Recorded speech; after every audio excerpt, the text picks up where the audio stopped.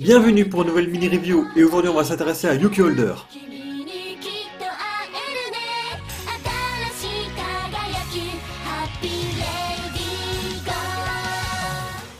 Quel est donc cet animé?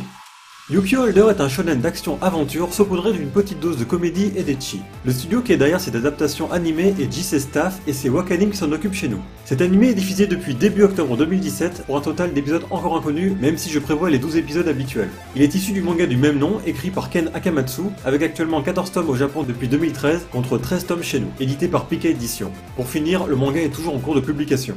L'histoire fait suite au manga Negima parlant d'un jeune garçon du nom de Negi qui devait passer un examen afin d'être un magicien reconnu en devenant professeur dans une école au Japon. À cette époque, la magie était encore quelque chose d'inconnu aux yeux de tous, et seuls ceux qui savaient la maîtriser le cachaient en secret. Dans Yuki Holder, l'histoire se déroule des dizaines d'années après les événements de Negima, mais surtout 10 ans après que l'existence de la magie soit reconnue par tout le monde. Nous allons suivre principalement Tota, un jeune garçon vivant dans une petite ville loin de toute cette histoire de magie. Il a comme objectif de rejoindre la capitale afin d'atteindre la mystérieuse et immense tour qui s'y trouve. Pour cela, il doit réussir à affronter et gagner contre Yukihime, sa professeure ainsi que sa tutrice depuis que Tota est orphelin à la mort de ses parents dans un accident de voiture. Malheureusement pour lui et ses camarades, impossible de la vaincre, elle qui a l'air de maîtriser cette étrange magie. Un jour, un autre prof va décider de leur venir en aide en leur fournissant quelques accessoires permettant de manipuler la magie de base. Mais tout ceci n'était qu'un piège. En effet, le professeur était en fait un magicien chasseur de primes qui en avait après Yukihime, qui est en réalité une vampire de plus de 700 ans. Piégé et en danger de mort, Tota arriva à temps pour la sauver. Enfin, c'est ce qu'il croyait, car il va rapidement comprendre qu'il ne fait pas le poids. Aux portes de la mort, Yukihime va rapidement lui expliquer la vérité, comme par exemple sur le fait qu'il peut continuer à vivre en devenant un immortel et en buvant le sang de la vampire. Et c'est sans aucune hésitation qu'il s'exécuta afin de se venger du chasseur de primes qui allait en finir avec ses amis. Suite à cela, Yukihime accepta sa défaite contre Tota et décida de finalement l'emmener à la capitale pour rejoindre la mystérieuse tour, mais également pour une question de sécurité vu que sa véritable personnalité a été révélée. Et c'est ainsi que commença cette histoire pleine d'aventures. Et mon avis dans tout ça?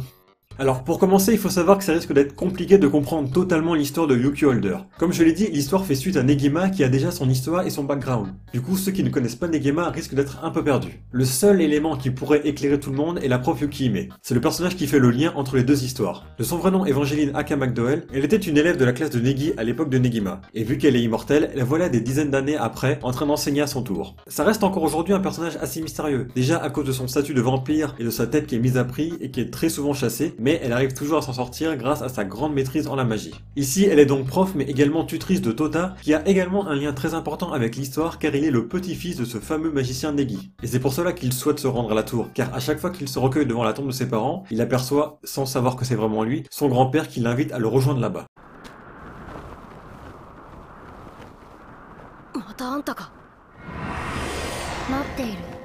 Bon, maintenant que j'ai terminé cette petite parenthèse, rentrons dans le vif du sujet. Alors, je sens déjà que ça va être un coup de cœur, mais ça c'est surtout parce que je connais l'histoire de Negima, et le fait d'avoir une suite dans le même univers me met en joie, vu qu'il reste au final encore pas mal de mystères à éclaircir. Sur le plan technique, l'animation s'en sort très bien. C'est bien dessiné et très coloré, et surtout il n'hésite pas sur les effusions de sang. Et moi qui ai lu les premiers chapitres à l'époque, je ne me souvenais pas que c'était aussi violent à ce point. Après, vu que Tota est devenu un immortel, je sens d'avance qu'il va bien morfler par la suite. Mais attention, immortel ne veut pas dire imbattable, comme on a pu le voir avec Yukihime.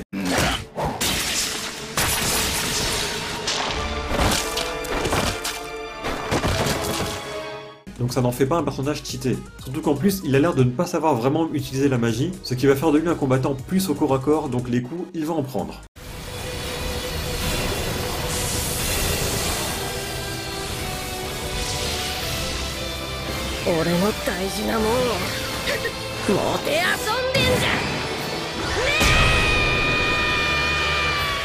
Sinon à part ça j'en attends vraiment beaucoup, et quand j'ai su qu'il allait être enfin adapté en animé, j'ai fait exprès de ne pas continuer le manga, chose que j'avais prévu de faire à la base, afin d'avoir la surprise de la découverte. Donc à part quelques éléments, j'ignore totalement les événements à suivre. Bon, ce que je peux dire, car de toute façon on peut le voir dans l'opening, c'est que notre duo sera accompagné par d'autres personnages au fil de l'aventure. Mais quand même une majorité plutôt féminine, donc faudra s'attendre à un léger côté harem avec sa petite dose d'ecchi qui va avec. Mais malgré ça, ça reste un grand oui pour moi, et même si j'ai certaines craintes pour la compréhension de l'histoire pour ceux qui ne la connaissent pas, je conseille tout de même l'animé pour les amateurs du genre. Yuki Holder aura sa propre ligne directrice et je suis certain que des flashbacks seront mis en place afin de ne pas se perdre dans l'histoire.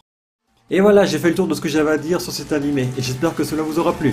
Si c'est le cas, n'hésitez pas à me suivre si cela n'est pas déjà fait, à liker la vidéo et à partager pour me soutenir. Ceux qui suivent également cet animé, ne vous gênez pas pour me donner vos impressions dans les commentaires et moi je vous dis au revoir et à la prochaine pour une nouvelle vidéo.